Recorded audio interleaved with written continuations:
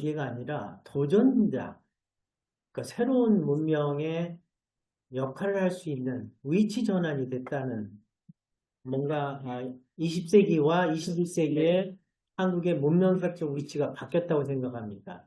전환의 전환을 했다고 생각을 해서 그런 맥락에서 이 한류 문제를 보려는 게 저의 오늘 발표의 문제의식입니다. 어떻게 해서 우리가 20세기에서는 이렇게 수동적인 위치에 있었다가 21세기에서 어떻게 우리가 갑자기 이렇게 능동적으로 바뀌게 됐는가? 이걸 어떻게 설명할 수 있을 것인가? 이 전환의 전환을 어떻게 우리가 우리 스스로를 설명할 수 있을 것인가? 이게 저희 문제의식입니다. 이게 이제 결국 굉장히 중요한 게 이제 한강의 노벨문학상이 중요한 전기점으로 우리가 인식하는 계기라고 생각합니다. 그러니까 변경이 있다 한국 문학이 세계 문학의 중심에 이제 진입한 하나의 사건이고 이것은 결국은 여태까지의 이제 우리 문화적 진화의 성과물이고 이걸 통해서 한류의 세계화를 우리가 말할 수 있다는 겁니다. 그러니까 한류의 세계화가 뭐냐? 일반적으로 가장 한국적인 것이 가장 세계적인 것이다라고 얘기하는데 저는 그게 아니라 한국적인 것과 세계적인 것의 동기화다. 이게 무슨 말이냐면 동기화라는 게 뭐냐면요. 두 개 서로 다른 그러니까 핸드폰하고 워치하고 이 두 개의 서로 다른 시스템이 사건에 동시적으로 되는 거죠. 그러니까 두 시스템이 일어나는 사건이 하나로 이렇게 동시적으로 일어나는 사건. 이게 동시화죠. 우리 이제 디지털 문명이 갖고 있는 중요한 특징입니다. 그러니까 시스템의 동기화가 일어나는 거죠. 그러니까 한국적인 것이라는 하나의 문화와 세계적인 것의 문명이라는 것이 동시적인 것이 되고 두 가지 서로 연동돼 있다. 이것이 이제 어떻게 보면 한류의 세계화를 하나의 설명하는 방식이라고 생각합니다. 이전에는 이런 방식의 문법이 아니었는데 지금의 우리는 20세기와 완전히 다른 이 문명의 문법을 우리가 갖고 있다는 거죠. 이걸 지금 설명하려는 게 저희 문제의식입니다. 그러니까 20세기 한국은 서구 문명의 동조화, 커플링 하려는 거죠. 아까 뭐 주권이든 뭐든 뭐 근대 국가든 뭐 이런 게 전부가 뭡니까? 동조하는 겁니다. 그러니까 서구 문명에 따라가는 거죠. 커플링 하려는 거죠. 근데 한류의 세계화는 이 우리 한국이라는 로컬 문화가 글로벌 문명과 동기화됐다는 겁니다. 이게 굉장히 놀라운 현상입니다. 세계에서 아마 유일하게 한국이 이걸 한 겁니다. 엄청난 거죠. 하나의 식민 경험을 한 국가가 글로벌 문명과 동기화할 수 있었던 이 현상, 이 동기화 현상을 어떻게 설명할 것인가? 그러니까 처음에는 동조하는 위치에서 동조한다는 게 뭡니까? 따라가는 겁니다. 그 조율을 우리가 서구 문명의 리듬에 맞춘 튜닝을 하는 거죠. 이게 동조화죠. 하다가 우리가 그러니까 서로 동시적으로 돼가는 거. 그러니까 한국에서 뜨면 세계에서 뜨는 거죠. 이 동기화죠. 그러니까 이게 바로 이제 추격 국가에서 선두 국가로 우리가 위상전을 한 거고, 이것이 저는 한국 문화의 문명화 과정이라고 보고 싶은 겁니다. 그러니까 한국적인 것과 세계적인 것의 동기화 현상을 낳은 것을 이걸 어떻게 설명할 것인가? 저는 이거를 한국 문화의 진화 과정이라고 보고 이것을 한류의 문명 개보학이라고 보고 싶은 겁니다. 근데 굉장히 중요한 개념이 개보학이거든요. 그러니까 개보학적으로 인식한다는 것은 단절을 인정하는 겁니다. 단절의 단층선을 한번 이게 이거를 그러니까 연속으로 보는 게 아니라 이것의 틈새들을 어떤 식으로 이해할 것인가, 이 돌연변이를 어떻게 이해할 것인가에 대한 하나의 인식론적인 방법론입니다. 제가 챗GPT한테 한번 이걸 물어봤습니다. 그러니까 제가 유명한 사피엔스의 유발 하라의 테지죠. 거대한 협력 공동체를 인류가 어떻게 만들 수 있었던가. 이거의 요건은 저는 동조화와 동기화가로 설명할 수 있다고 생각합니다. 이걸 물어봤습니다. 그러니까 동조화라는 게 뭐냐면요. 우리가 박수를 치다 보면 박수가 하나가 됩니다. 예를 들면 피아노 같은데 이제 메트로놈 두 개를 갖다 두 개가 서로 다르게 움직이다가 동조화가 됩니다. 같이 움직입니다. 그렇게 되는 이유가 뭐냐면 책상이라는 걸 통해서 파동이 만나는 겁니다. 두 개의 다른 파동이 만나가지고 하나의 파동으로 하는 거죠. 이게 우주 현상입니다. 우주의 가장 중요한 현상 중에 하나가 동조화 현상입니다.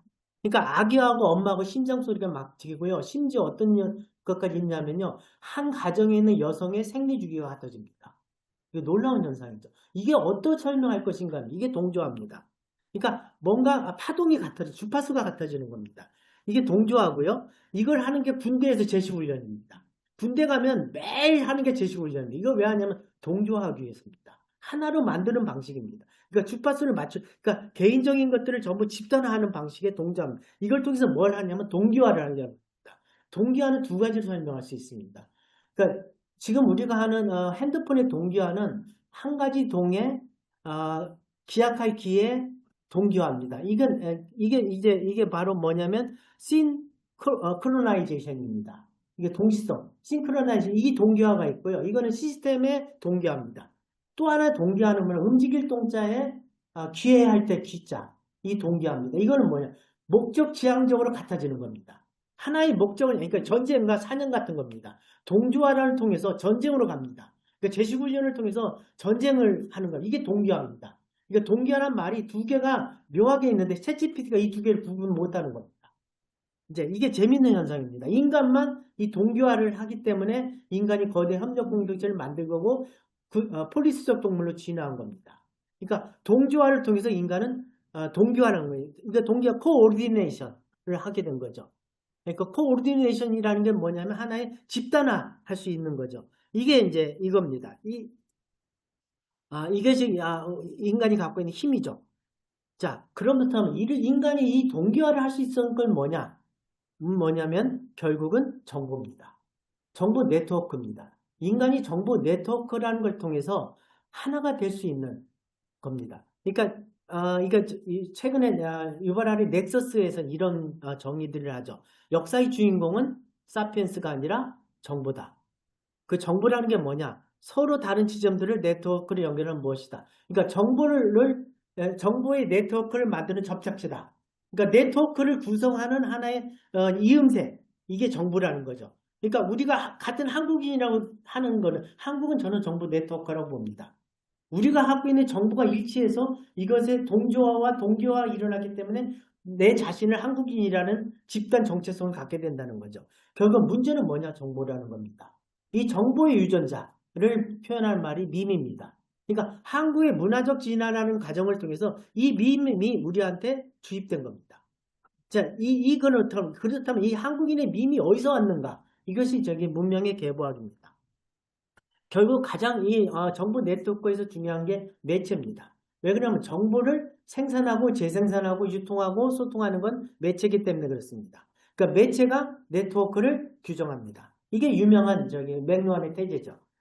이야기는 구슬시대, 문자, 이게 역사시대입니다. 문자가 되면서 시간 공간을 총괄해서 정보 네트워크를 구성할 수 있었던 거죠. 그 다음에가 대량 생산, 정보의 대량 생산이 가능한 거죠. 이게 근대 문명입니다. 책이 근대 문명을 만들었던 거죠. 이게 이제 구텐베르크 혁명이죠. 그 다음에가 디지털 혁명입니다. 이 디지털 혁명이 되면 중요한 게 뭐냐면 이 넥서스의 가장 중요한 태제죠. 비인간 행위자가 나타난 겁니다. 정보를 네트워크를 인공지능이 지배하는 세상입니다. 알고리즘이 정보를 지배한다는 거죠. 이게 이제 큰 문제죠. 자, 근데 중요한 것도 뭐냐면 한류의 세계화의 가장 중요한 조건이 뭐냐? 디지털입니다. 그러니까 전 지구인의 동조와 동기화를 가능할 수 있는 네트워크 환경이 한류를 세계화하게 만든 겁니다. 그러니까 한국에서 만든 것이 유튜브를 통해서 전 세계인들한테 쉽게 간 거죠. 이것의 가장 큰 징조 중에 하나가 싸이의 강남 스타일입니다. 그러니까 강남 스타일이라는 강남의 스타일이죠. 강남의 밈이 전 세계에 퍼진 겁니다. 전 세계인들을 동조화시키고 전 세계인을 맞춤을 추게 만든 거죠. 이게 가능했던 건 뭐냐? 디지털 환경입니다. 자, 이게 이제 한류가 뜰 수 있는 하나의 겁니다. 이거에 관해서 굉장히 좋은 책이 저는 이거라고 생각합니다. 마틴 푸크너의 책인데요. 컬처, 더 스토리 오브 어스. 인간의 이야기는 결국 문화라는 거죠. 이것은 동굴 예술부터 케이팝까지란다. 그러니까 인류의 문화적 진화가 동굴 예술, 알타미라 동굴 예술부터 케이팝까지 인류의 문화적 진화가 됐다는 거죠. 그러니까 진화가 됐다는 건 뭐냐면 가지치기를 하는 겁니다. 전부 다양해지는 거죠. 그러면서 밈이 점점점 확산되는 거죠. 그러니까 이 융합되는 거죠. 아니면 미미 복제가 일어나는 거죠. 이 민복제의 최첨단이 한류라는 걸 K-팝이라고 인정한 겁니다. 그럼 K-팝이 뭐냐? 결국 복제입니다. 자, 이런 얘기죠. 이게 이제 한류의 세계화의 요인이라고 설명하는 겁니다. 그러니까 한국이란 무엇인가라는 것은 결국 한국이란 무엇은 문화입니다. 이 문화적 유전자가 한국이라는 걸 정하고 그것은 결국은 한국은 뭐냐? 지금 기업 공동체입니다. 그러니까 우리가 갖고 있는 공유하고 있는 정보, 우리가 집단으로 갖고 있는 기업, 이것이 일치하기 때문에 나는 한국이라는 정체성을 갖는 겁니다. 결국 나는 무엇인가는 나의 기억입니다. 내가 기억을 잊어버리면 치매 걸린 거죠. 내가 나인지 모릅니다. 그러면 한국인이 갖고 있는 집단 기억, 이것이 한국인의 정보고 이것을 하나의 단위로 한 게 밈입니다. 그러니까 이기적 유전자의 중요한 태제가 뭡니까? 생명의 본질은 유전자다. DNA다. 마찬가지입니다. 한국 문화의 주인공은 밈입니다. 우리가 아닙니다. 이제 리차드 도킨스의 태제를 그대로 인용하면요. 그런데 개체인 나는 유한합니다. 내가 죽으면 내가 갖고 있는 기억은 다 없어집니다. 근데 인간만이 이것을 집단 기억으로 만들고 집단 학습을 할 수 있습니다. 그래서 인간만 문화가 있고 인간만 문명을 만드는 겁니다. 내가 죽어도 나의 정보는 기억으로 남아 있습니다. 그리고 이걸 집단 기억으로 되고 이게 우리가 매체를 갖고 있기 때문에 그렇죠. 이게 인간이 만드는 게 밈입니다. 그러니까 이 밈이라는 문화적 유전자를 인간은 만들어냈기 때문에 이게 가능한 거죠. 그러니까 한 공동체의 문화적 진화는 자연 선택이 아니라 토인비가 말한 도전과 응전, 문명 선택에 따라 다른 거예요. 인간은 자연 선택을 하는 게 아니라 문명 선택을 합니다. 이게 오늘 두 분이 발표한 게 뭐냐? 20세기 한국의 문명 선택을 어떻게 할 것인가의 문제입니다. 이 선택의 대상이 달라진 거죠. 중국을 선택하다가 이제는 서구 문명을 선택하는 거죠. 이 과정에서 일어난 진통의 문제죠. 그러니까 한국사의 혁명선제는 이 문명 선택을 성공하느냐 실패하느냐의 문제입니다. 지금 우리가 성공한 것은 이 문명 선택에 성공한 겁니다. 그럼 성공의 요인이 뭐냐를 한국인의 문화적 유전자로 규명하겠다는 게 저의 의도입니다. 그러니까 밈이라는 게 도대체 뭐냐? 이건 설명이 안 됩니다. 그러니까 리차드 도킨스도 밈이라는 말을 했지만 도대체 이게 밈이 뭐냐? 유발 하라는 밈 인정하지 않습니다. 근데 저는 해보고 싶은 게 뭐냐면 리차드 도킨스하고 유발 하라리를 한번 융합해 보고 싶은 겁니다. 그러니까 유발 하라리 설명 방식을 리차드 도킨스적인 방식으로 해서 문화적 진화적 방식으로 한번 설명해 보고 싶은 게 저의 의도입니다. 그러니까 중요한 게 밈의 복제는 전 두 가지 방식이 이루어진다고 생각합니다. 이게 제 태제입니다. 문화적 기억과 역사적 기억의 인터페이스입니다. 문화적 기억이란 말은 야스만의 굉장히 중요한 태제입니다. 그러니까 한 공동체가 기본으로 갖고 있는 기본값으로 갖고 있는 게 문화적 기억입니다. 예를 들면 유대인은 구약 성경입니다. 유대인이라는 정체성, 구약 성경이라는 문화적 기억으로 유대인의 정체성이 규정됩니다. 그러니까 밈의 근본 코드는 문화적 기억이고 밈을 재구성하는 주형이 역사적 기억입니다. 그러니까 문화적 기억과 역사적 기억의 두 개의 만남.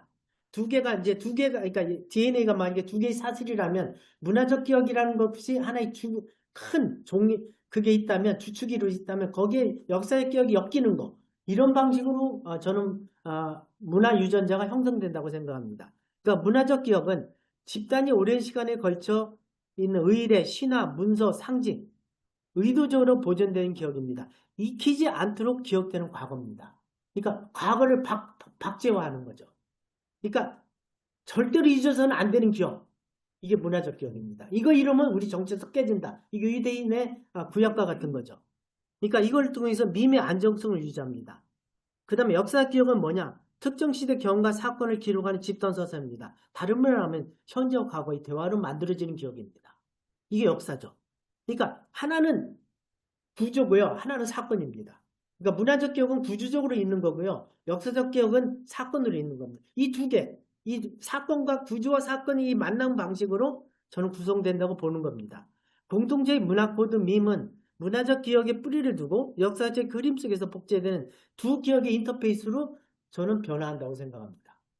자, 이거를 그럼 한국인은 이 문화적 기억이 그러면 어떻게 문화적 기억은 왔고 어떻게 역사적 기억은 형성됐는가? 이 두 개가 삼국유사와 삼국사기입니다.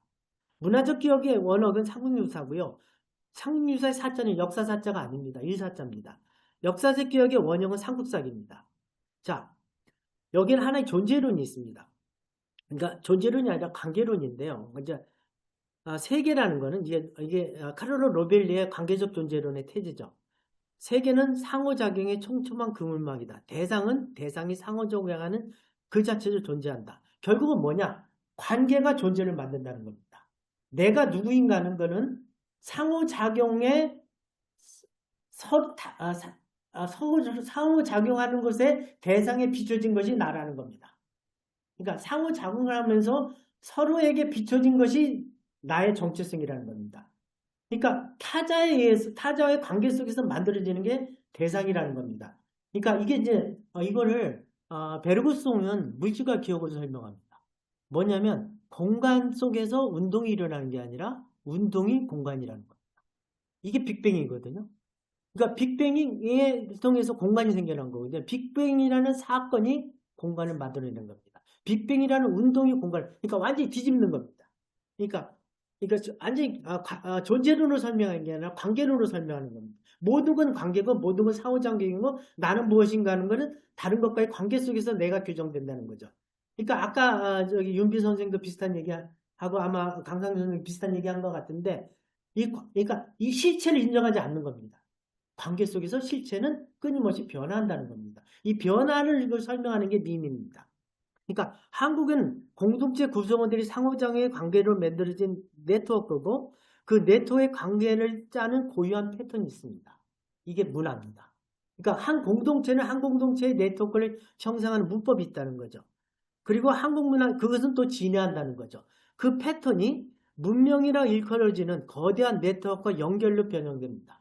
그러니까 한국 문화사는, 한국 문명사는 보편 문명과의 관계, 한국 문화가 문명과의 더 큰 네트워크와의 관계 속에서 도전과 응전하면서 우리는 살아남은 겁니다. 이게 없어지면 한국 문화는 없어지고 한국은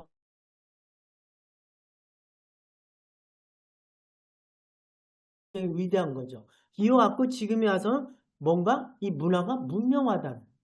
새로운 걸로 갔다는 게 이제 한류의 세계화를 설명하고 싶은 겁니다. 그러니까 이것을 할 수 있었던 게 문화적 계획 원형사는 상국유사고, 그러니까 이것의 하나의 방식을 관계 문법을 만드는 게 상국유사라는 겁니다. 그 다음에 이것이 보편 문법과 관계의 문법을 만드는 게 사기라는 겁니다. 이 구체적으로 설명하게 되면요, 먼저 삼국사기가 먼저입니다. 삼국유 이것도 신기한 겁니다. 우리는 삼국사기를 삼국유사가 있다는 문화적 문법이 만들어지기 이전에 문병 문법이 먼저 있었습니다. 자, 김부식이 이런 얘기합니다. 중국 역사는 잘 아는데 우리 역사는 모른다. 그리고 중국의 제자백과에 대해서는 잘 아는데 왜 우리 거는 모르는가? 그래서 중국의 사기를 모방으로 삼아서 삼국사기를 쓴 겁니다. 하나의 전범이 있는 거죠. 그러니까 중국인은 고려인이란 자식이는 중한 문명론자입니다. 글로벌 한국인이고 이것이 우리의 문명 문법입니다. 우리는 보편 문명과의 관계 속에서 내가 어떤 건가를 위치 지우는 방식, 이것을 모방하는 방식으로 우리의 문명적인 삶의 방식이 규정됐고 이것이 우리의 문화적 진화의 전개 과정이라고 보고 싶은 겁니다. 여기에 대해서 이려는 불만이 있었습니다. 그러니까 김부식이 역사를 기록하는 일들을 삼국유사로 보관합니다. 이게 뭐냐? 한국의 문화적 문법을 알고 싶었던 겁니다. 삼국사기는 현실의 서사입니다. 삼국유사는 꿈의 서사입니다. 인간은 두 개의 세계에 살고 있습니다. 현실과 허구입니다. 그러니까 김부식은 현실의 서사를 문명문법으로 썼다면 이려는 꿈의 서사, 신화의 방식으로 한국인의 문화적 문법을 규명한 겁니다. 이 두 개가 우리의 원형이라고 보는 겁니다. 그러니까 그러면서 삼국유사의 기편 서문에 굉장히 문화적 기억이 중요하다. 왜? 이 초월적인 것과의 소통을 통해서만이 뭔가 일어난다.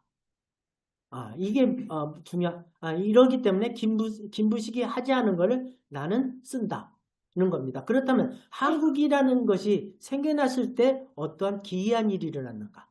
이게 이제 단군 신화입니다. 결국은 삼국유사는 근데 삼국유사에 쓰여진 방식을 보면 상당히 재미있습니다. 이 밈의 복제로 쓴 겁니다. 그러니까 문화적 기억은 한국 문화문법의 원형 삼국유사인데 단군을 제석이라고 표현합니다.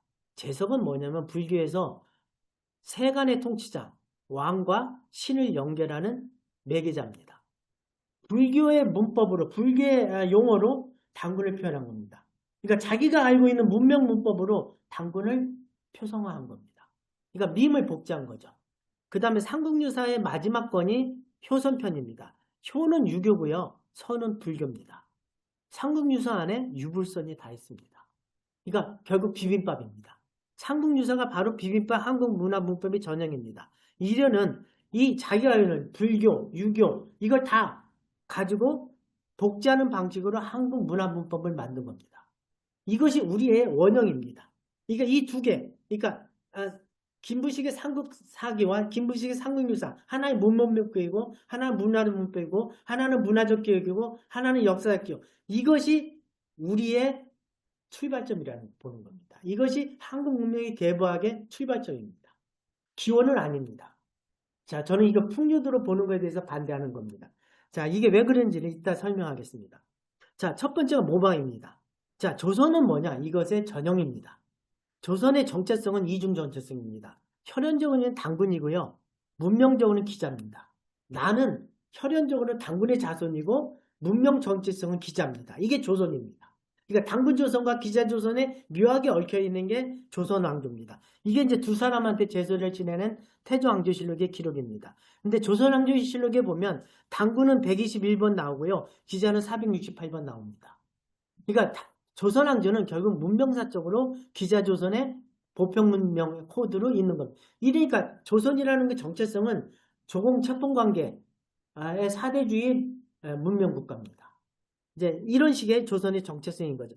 이것이 이제 위기한 게 양난입니다. 임진왜란 때는 일본에 의해서, 병자호란 때는 청나라에 의해서 위기가 온 거죠. 여기서 중화문명을 포기할 것인가 말 것인가의 문제입니다. 여기서 만들어지는 게 역사적 기억입니다. 이 문화적 기억을 가지고 이 현실 문제에 하기 위해서 제조조인이라는 역사적 기억을 만듭니다. 이게 뭐냐면 명나라 덕분에 조선이 망하지 않았다는 겁니다. 그러니까 임진왜란에서 선조가 자기가 알리바이를 만든 거죠. 자기는 도망갔지만 명나라 도움이 있다. 의병이나 이순신 장군에 의해서 조선이 구해진 게 아니라 명나라 원군에서 구해진 거고 이것 때문에 이 역사적 기억이 제조기억입니다. 이것을 가지고 조선 왕조의 후반을 가지고 이 아까 말한 저기 김충년 선생님이 말하는 이 초안정적 국가를 만드는 후반부가 이 논리입니다. 그러니까 하나는 부정적 통합이 느쌍띠망 북벌 이데올로기고요. 또 하나가 조선중화입니다. 그러니까 중국의 사상적 계보를 잇겠다는 거죠. 그러니까 중국 문명의 문화적 자식이 되겠다는 거죠. 중화 문명의 유전자를 조선이 받았다는 거죠. 이게 청나라에 대한 이중적 감정입니다. 자, 근대는 이 모방이 아니라 번역입니다. 이게 서브젝트의 개념이 변하는 거죠. 원래 서브젝트는 개념은 아래에 던져진다는 뜻이죠. 라틴어로. 근데 이 서브젝트가 종속에서 주체가 되는 게 코페르니쿠스적 전환입니다. 그러니까 비서브젝트 2 할 때는 뭐뭐에 종속된다 했는데 비서브젝트가 그러니까 수로에 의해서 주어가 종속되는 단계에서 주어가 수로를 규정하는 거죠. 이게 근대적 주체의 탄생입니다.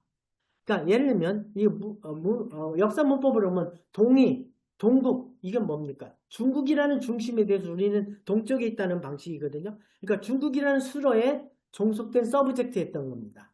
근데 이 서브젝트가 주어가 되는 게 뭐냐? 근대 국사 개념입니다. 이게 신처의 아와 비와의 투쟁입니다. 역사를 아와 비와의 투쟁으로 보는 거예요. 이게 국제법 질서로 바꾸는 거죠. 방식이죠. 이게 역사 주권을 찾겠다는 거죠. 이게 이제 근대 문법. 이건 뭐냐? 문명적으로 보면 모방이 아니라 번역으로 바뀌는 겁니다. 그러니까 근대화를 한다는 건 뭐냐? 선진 문명을, 유럽 문명을 우리가 번역했다는 건 이걸 잘한 게 어디입니까? 일본입니다. 일본은 메이지 유신이던 타라이쿠단 방식으로 이걸 한 거죠. 이제 이거에 대한 중요한 비판자가 신초입니다. 그러니까 사대주의 하면서 유명한 말이 이거죠. 조선의 석가가 아니고 석가의 조선도 아니고 조선의 공자가 되고 공자의 조선이 되어버렸다. 이 말입니다. 그렇다면 여기서 중요한 게 뭐냐? 조선의 공자, 조선의 석가라는 건 뭐냐면 조선이 석가를 번역하는 겁니다. 조선의 공자를 조선이 주어가 돼서 주체가 돼서 번역하는 거죠. 그러니까 개체성과 보편성의 관계에서 이 개체성이 보편 문명을 번역하는 거죠. 번역해서 자기 것을 만드는 거죠. 이게 근대화입니다. 근데 공자의 조선, 석가의 조선은 두 가지를 해석할 수가 있습니다. 공자를 모방한 조선이냐, 공자를 복제하는 조선인가. 이걸 문제. 그럼 이련은 뭘 했냐는 겁니다. 이련은 공자의 조선, 석가의 조선을 한 겁니다. 자, 조선의 석가는 뭐 번역이고요. 석가의 조선은 모방이나 복제, 이중자 해석이 가능하는데요. 모방하고 복제는 다릅니다. 모방은 동일성을 추구합니다. 모방을 한다는 건 원본을 똑같이 하는 겁니다. 따라하는 겁니다. 복제는 뭐냐? 반복을 통해서 차이가 만들어지는 겁니다. 그러니까 이게 진화죠. 그러니까 모방하고 복제는 다릅니다. 이게 유전자는 모방을 하는 게 아니라 복제를 하는 거예요. 복제를 수만 번 하게 되면 다른 게 나옵니다. 이게 돌연변이가 일어나면 완전히 판이 바뀌는 거죠. 자, 그럼 당군을 재석의 화신을 표현한 것은 불교의 세계 모델을 복제한 겁니다. 그러니까 불교라는 세계 모델, 유교라는 세계 모델을 이르는 복제를 한 겁니다. 이 복제를 하는 거고 이것이 시간 속에서 계속 하다 보면 뭐냐? 다른 게 나옵니다. 이 다른 게 나온 것이 하나의 폭발한 게 저는 한류로 보고 싶은 겁니다.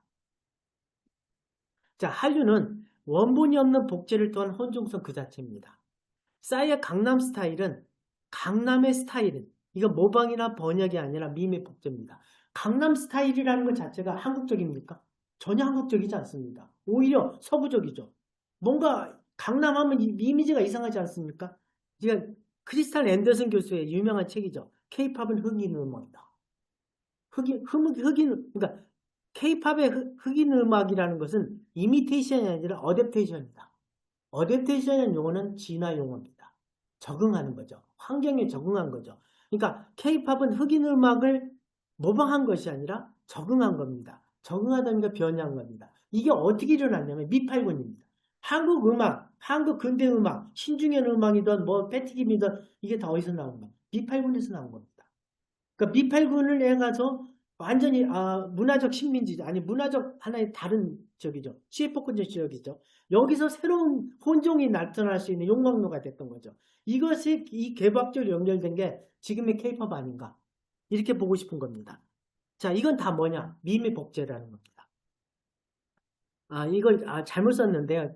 인간이 우리가 학습하는 뇌를 가진 동물이 학습하는 유형은 세 가지입니다. 반사학습, 이거 레플렉스 러닝인데 이게 잘못 썼습니다. 그러니까 반사학습은 조건 반사입니다. 자극하고 반응. 그러니까 파블로프 개처럼 그러니까 자극과 반응을 통해서 그러니까 개가 이제 종을 치면 침을 흘리는 것처럼 이게 이렇게 학습하는 거죠. 보상학습은 리워드 학습입니다. 인공지능 학습이 딥러닝이 전형적인 보상학습입니다. 리워드를 통해서 보상이라는 걸 통해서 강화되는 거죠. 그러니까 그 부분이 계속 강화되면 이제 그런 식으로 보상학습. 모델 기반 학습은 인간만 하는 겁니다. 인공지능은 모델 기반 학습 못합니다. 그러니까 세계 모형, 인과관계라는 걸 통해서 뭐냐면 하나의 세계 모형을 가지고 그걸 가지고 학습을 하는 겁니다. 문화라는 것은 모델의 사회적 전수입니다. 문화는 삶의 양식이거든요. 문화를 배운다는 건 뭐냐면 모델을 배우는 겁니다. 그러니까 패턴을 배우는 겁니다. 이제 이것이 문화입니다. 그러니까 인간의 학습은 모델 기반 학습입니다. 그러니까 이건 왜 그러냐면 그러니까 모델 베이스드 학습은 이 환경 속에서 변형이 일어납니다. 이게 인간의 기억이 바로 전형적으로 그렇습니다. 컴퓨터의 기억은 변하지 않습니다. 인간의 기억은 변합니다. 왜? 환경이 바뀌면 다른 답을 내려야 되기 때문에 그렇습니다. 그러니까 기억은 언제나 재구성됩니다. 기억과 상상은 똑같습니다. 알고 보면 똑같은 뇌의 부위에서 일어나는 거거든요. 왜 그러냐면 모델 기반으로 기억이 재구성되기 때문에 그렇습니다. 자, 이 얘기를 하냐면 문화적 학습의 축적은 인류가 이룩한 것이 문화적 학습이라는 걸 통해서 문명이고요. 문명의 도전과 응정은 결국은 세계 모델을 학습하는 방식입니다. 자, 이 학습하는 방식은 저 세 가지라고 봅니다. 모방은 뭐냐면 보편 문명 세계 모델 포섭되는 겁니다. 그 안에 들어가는 이게 이제 정근대 조선이죠. 번역은 보편 문명 세계문을 전이하는 방식입니다. 내 것으로 만드는 방식이죠. 이게 근대 문법입니다. 복제는 차이의 축적으로 세계 모델을 이 차이가 그러니까 복제하면서 뭐니까 다른 세계 모델이 나올 수 있는 가능성이 있다는 겁니다. 한류 세계화는 복제는 혼종성에 의한 하나의 세계 모델의 잠재적 가능성이 있다는 겁니다. 이게 복제입니다. 자, 이런 식으로 그러니까 이게 한국사 쪽에서 어떻게 일어나냐면 처음에는 모방의 왕조사입니다. 이게 김부식의 삼국사기의 원형입니다. 보편문명에 포섭된 거죠. 세계적인 것을 우리 것으로 모방하는 방식입니다. 이게 한국인의 문명문법입니다.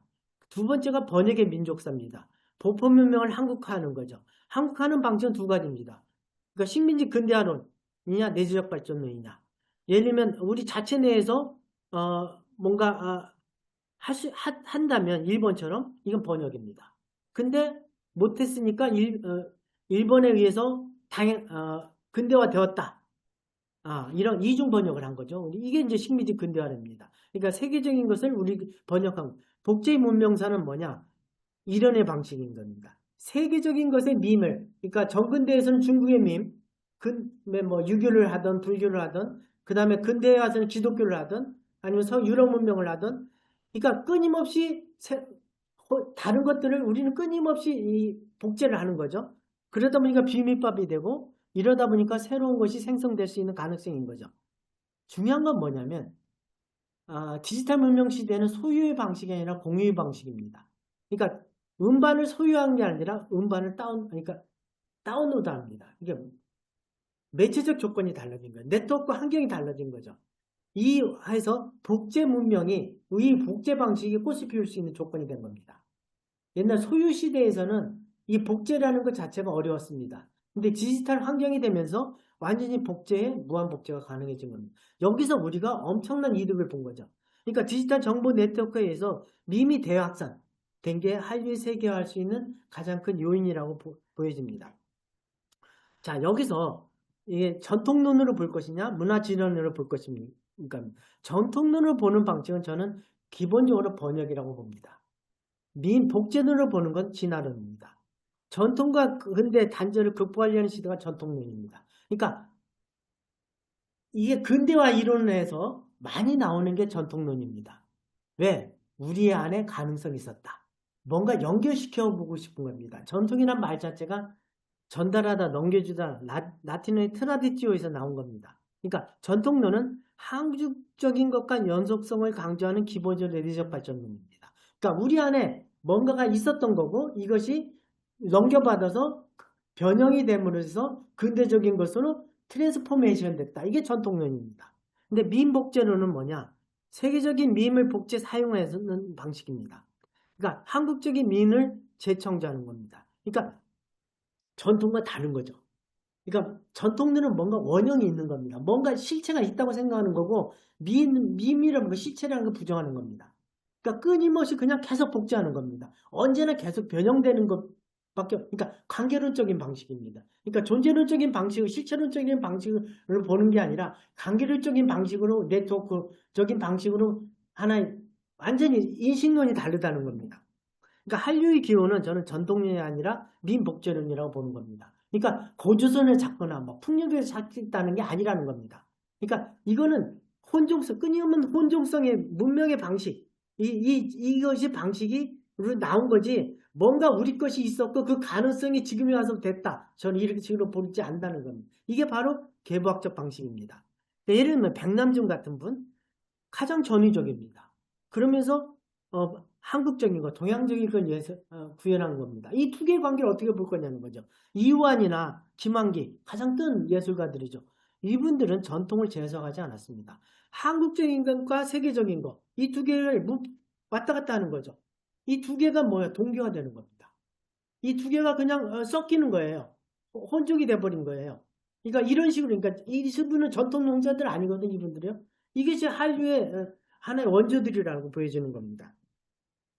그러니까 한류의 세계 두 단계는 저는 처음엔 동조화에서 동기화로 보고 싶습니다. 싸이의 강남스타일은 세계인들이 동조한 겁니다. 이 리듬에 맞춰서 같이 말춤을 추는 것이 동조화입니다.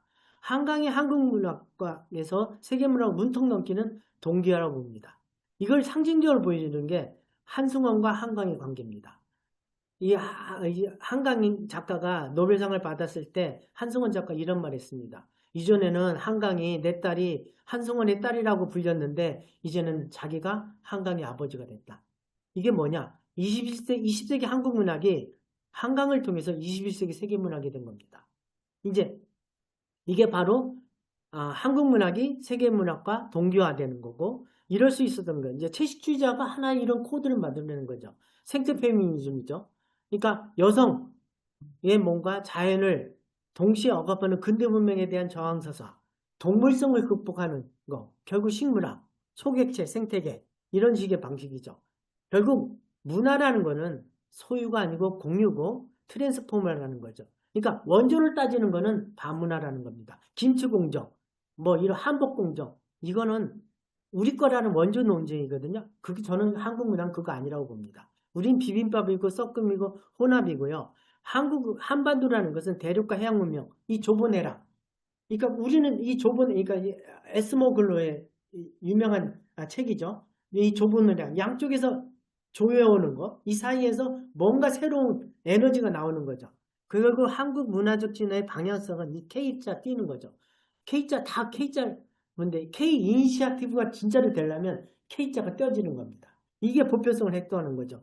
그러니까 그 상태는 민족주의, 문화민족주의에서 벗어나서 초국가적인 한류 공동체, 이게 문화적 진화고 이렇게 되는 게 결국 우리가 이제 선도문명, 선진국을 넘어서 21세기 선도문명을 할 수 있는 한류가 아니면 한국 문화적 진화가 2단계 가는 거. 이게 아마 최종적 지향점이 아닐까. 이제 제가 하려는 거는 이거를 한번 이렇게 설명하는 방식으로 한번 해보려는 시도입니다. 이상입니다. 고맙습니다. 예, 김동생 발표 잘 들었습니다. 바로 그냥 노무현 선생님 토론으로 넘어가시죠. 네, 안녕하세요. 소개받은 노무현입니다. 제가 작성한 걸 좀 읽으면서 말씀드리겠습니다. 참으로 흥미로운 창의적 사회들과 논리에서 많은 것을 배울 수 있습니다. 대단히 풍요롭습니다. 이 발표에 대해서 토론을 위해 몇 가지 질문을 드리고 이어가 보겠습니다. 그래서 제가 여기 그 토론문에 4개의 질문을 했는데요. 첫 번째 질문에 대해서 제가 그 동조화와 동기화를 조금 명확히 설명해 주시라 이렇게 말씀드렸는데 이미 제 그 토론을 컨닝하시고 지금 그 동조화와 동기화를 아주 상세히 해주셔서 질문을 생략하겠습니다. 단지 제가 볼 때 이 동조화를 하게 되면 이제 동기화가 바로 또 이루어지지 않겠는가. 그걸 이렇게 또 따로 떼어서만 볼 수 없지 않겠는가 그런 것인데 그래서 20세기의 동조화, 21세기의 동기화 이것을 어떻게 해야 될까. 그런데 오늘 또 선생님 발표도 듣고 또 저도 더 생각해 보니까 20세기는 동조화가 더 중심이었고 21세기는 동기화에 또 더 역점이 주어진다. 이 정도 한번 이해를 해보는데요.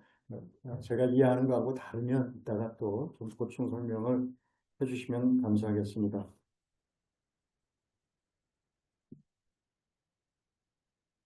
그리고 이제 두 번째 그 질문에서요. 선생님께서 유발 하라리에 기초해서 역사의 주인공으로 정보를 말씀하시고 서로 다른 지점들을 네트워크로 연결하는 무엇으로 정의하고 있으십니다.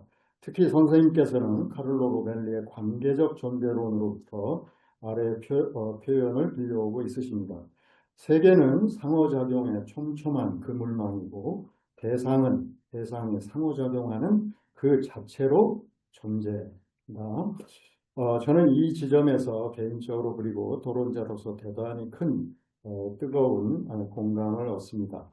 동양의 오랜 철학의 전통이나 서양의 스피노자, 니체, 베르그손, 화이트헤드, 하이데거 등에서 발견되는 것이 모든 것은 연결되어 있고 지속적으로 상호작용하는 하나의 유기체를 이룬다는 그러한 점들을 보여주고 있습니다.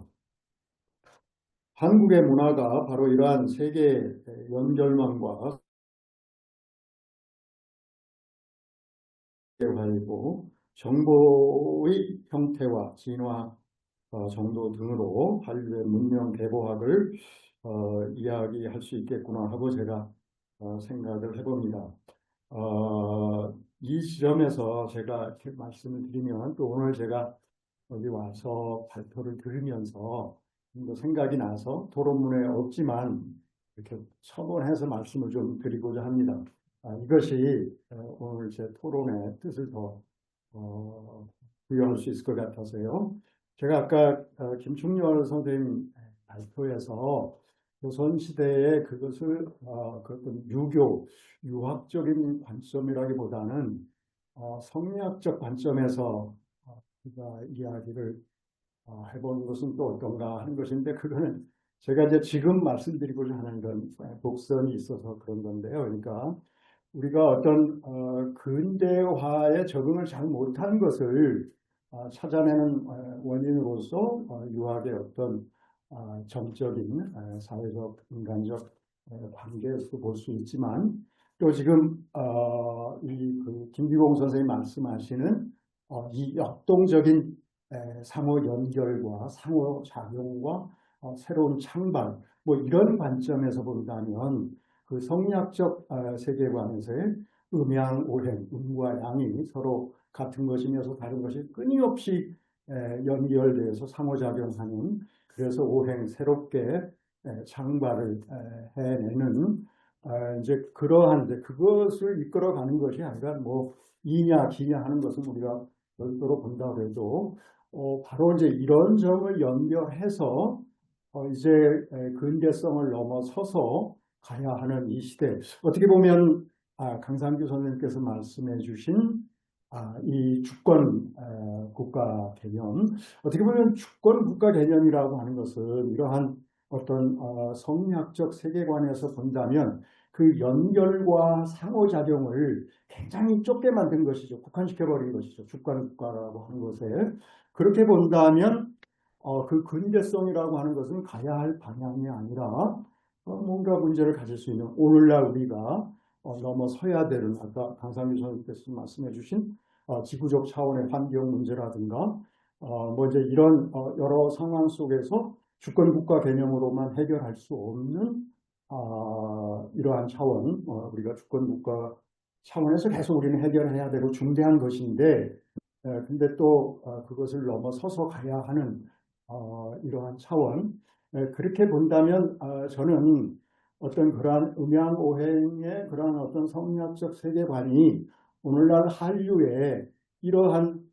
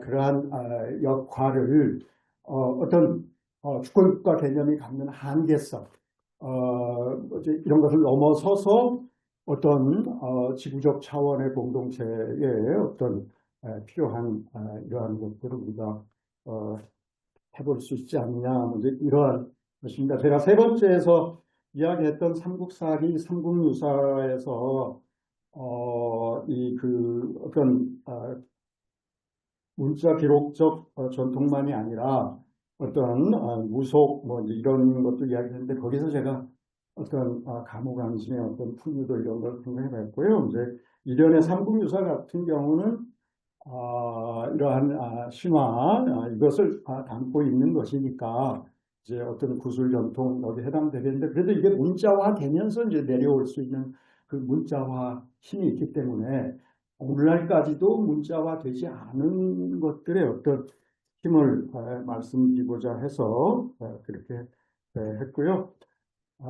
그냥 네 번째는 제가 조금 넓게 얘기를 했으니까 그냥 이렇게 해서 지속적인 상호작용과 그 관계 맺기와 상호작용 이러한 측면에서 어떤 한국 속에서의 이러한 전통 속에서 한류를 보고 이것을 지금 이 세계가 필요로 하는 더 이상은 주권국가 차원에서 해결 못하는 어떤 우리 그 기후 환경 문제라든가 그다음에 이 전쟁 무기의 차원 그리고 또 AI 같은 이러한 거 이제 이것들을 어떻게 보면 세계 인류 차원에서 세계 시민사회 지구 시민사회 차원에서밖에 해결할 수밖에 없을 것 같은데 어떤 아까 말씀드린 풍도 같은 그런 전통에서 한류를 해석해 본다면 한류가 그런 주권 국가의 한계성을 넘어서는 어떤 그런 것이 되지 않겠는가.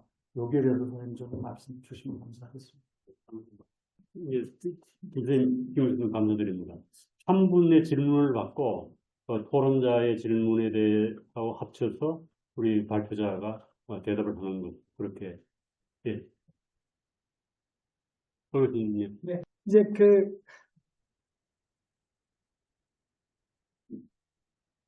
사실은 분석 철학에 익숙한 분이라면 여기에서 논의되는 용어들이 지칭하는 대상들이 존재할까 이런 의문을 품을 것 같아요. 가령 이제 뭐 세계 문명, 한국의 문화라고 말씀하셨을 때에 이게 딱 지칭하는 뭐가 있을까 그런 의문이 들 것 같고 기술의 대상의 다양성을 무시하는 것 같습니다. 사례를 들어보겠습니다. 이제 삼국유사에 가령 이제 삼국사기든 삼국유사든 그걸 뭐 문화적 기억이라고 하든 역사적 기억이라고 하든 비빔밥 같은 한국 문화 원형에 해당되는 불교학자도 있어요. 수행가도 있어요. 그러나 이제 성철 같은 사람은 불교하고 유교하고 섞이는 거 정말로 싫어했습니다. 순수 불교를 좋아했습니다. 그래서 삼국유사나 이제 삼국사기에서 말하는 이런 원형이라는 용어에 해당되는 비빔밥 같은 해당되는 이제 원형에 용어에 해당되는 학자도 불교 학자도 있을 것이고 그것과 정반대되는 사람도 있습니다. 그래서 원형이라는 용어가 꼭 적절한가 싶습니다. 그 다음에 또 하나는 이제 작가 한간의 역사적 기억조차도 이제 6.25 전쟁에 대한 기억입니다. 2015년에 뉴욕타임즈의 기고한 글에 따르면 6.25 전쟁을 프록시 워라고 불렀어요. 2015년입니다. 근데 달라이라마는 2000년도에 그 전에 이제 김대중 대통령 올 때 한국에 방문하려고 했다가 중국의 압력에 의해서 날까지 받았는데 오지 못하게 됐어요. 2000년도에 이제 한국 역사를 좀 배웠는데 6.25 전쟁을 자스트 워라고 불러요. 정의로운 전쟁. 그리고 그 이유는 뭐냐면 남침을 잘 막아서 그 이후에 자유민주주의를 발전시켰기 때문에 이렇게 이야기해요. 6.25 전쟁에 대한 기억도 좀 다양한 것으로 보이는 겁니다. 그래서 이제 우리가 이게 거대 담론을 사용하게 되니까 다양성을 무시할 그런 우려가 좀 있어 보입니다. 이상입니다. 그래서 이 부분에 대해서 우리 김봉 선생님이 대답해 주세요. 이상입니다. 그럼 나오셔서 저기 토론하고 대해서 우리 호성 교수님 질문에 대해서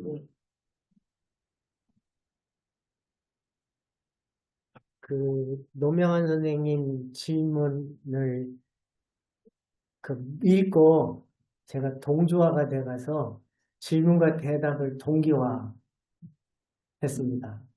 그러니까 질문을 염두에 두고 답을 한다는 식으로 해서 그 발표를 해서 많은 거를 좀 이렇게 커버를 하려고 했습니다. 근데 이제 그래도 이제 근본적인 차이는 풍류도 문제인데요. 제가 발표에서 말씀드린 것처럼 전통론을 저는 보려는 게 아니라 문화적 진화들을 보는 게 결정적 차이거든요. 그러니까 풍요도를 선생님 이제 그 보내주셔서 제가 유튜브도 보고 그 논문도 읽어봤어요. 이제 기본적으로 전통론이거든요. 근데 그걸 제가 부정하지는 않아요. 근데 그게 이제 원형이고 그것이 기원, 그러니까 개보학에서 가장 피하고 하는 게 기원의 망상입니다. 모든 걸 기원으로 하나하냐는 거. 그러니까 출발점 안에 다 있다라는 식이 아닌 거죠. 밈으로 보는 건 끊임없이 변화하는 거예요. 그 지점에 차이가 있어요. 그러니까 제가 그걸 오히려 이련의 상급요소보다 먼저, 최치원이 먼저일 수도 있어요. 예? 그러니까 그게 더 원형일 수도 있어요. 그건 인정을 해요. 그렇지만 저는 전통론은 부정해요. 그러니까 저는 이제 이게 제 설명 방식이에요. 이제 그거고요. 그 점에서 그러고요. 그 다음에 중요한 게 또 단층선인데요. 과연 우리가 조선 사람은 우리하고 한국인이 같은 사람인가? 그러니까 같은 한국인인가? 아니면 같은 조선인인가? 이건 완전히 다르다고 생각해요. 지금 우리가 사는 방식하고 조선시대 사람하고 완전히 다르잖아요. 그러면 이거를 전통론으로 설명을 얼마나 할 수 있을 것인가? 이제 그런 설명 방식이 얼마나 맞을 것인가? 그런 게 있고요. 그 다음에 홍성 선생님 질문은요. 전 성철 스님에 대해서 잘 모르지만 평소에 불만이 뭐냐면 이분 하는 선문답은요. 다 중국 거예요. 산은 산이다, 물은 물이다.